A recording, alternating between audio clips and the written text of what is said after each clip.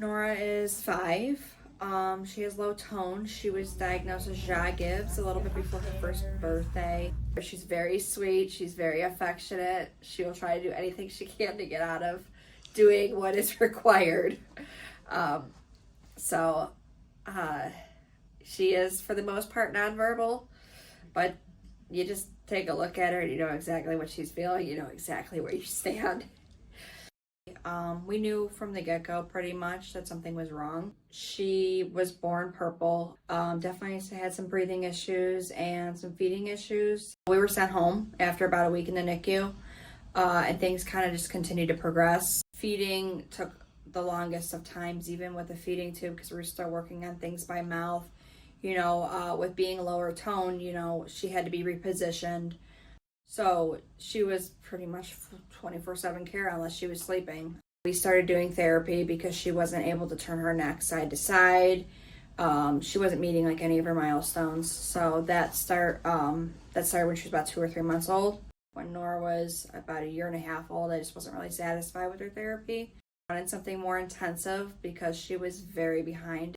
So we started UCP and we learned about their intensive program, and they got Nora really moving. She started being able to sit up and roll, and just typical milestones you take for granted. At 18 months is really when she started to have some normal baby development. For us, UCP's been life-changing. They find a way to make it happen, I'll tell you that much.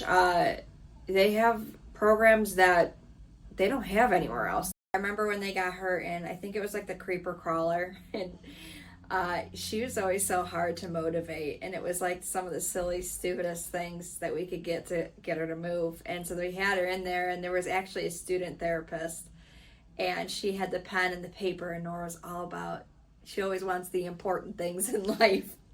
So she actually started moving towards it in the creeper crawler, and it was just, I don't know, to see everybody's excitement, it was just very heartwarming. Everybody cares so much.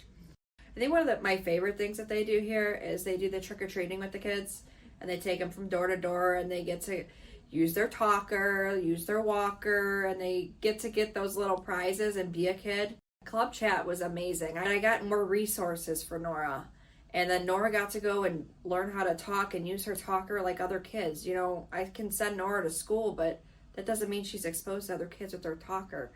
I didn't think she was ever going to walk. I really didn't. Especially not as soon as she did. And so we were working in the regular trainers, and they took away the seat. She's not going to do what she needs to.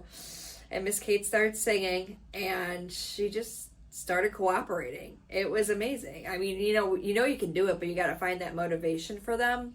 And we found it that day, and it was just, we've never really looked back since then. I would never be able to afford the amount of services Nora needs. No one can.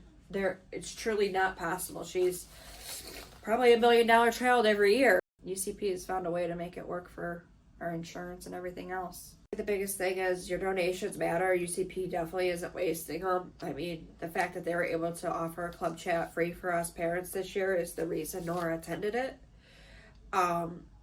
So the parents that want their kids to make progress, they're going to take hold of every opportunity possible. And I think UCP is not going to let down in finding different ways to get these kids to make progress. So there is no penny that is unused here.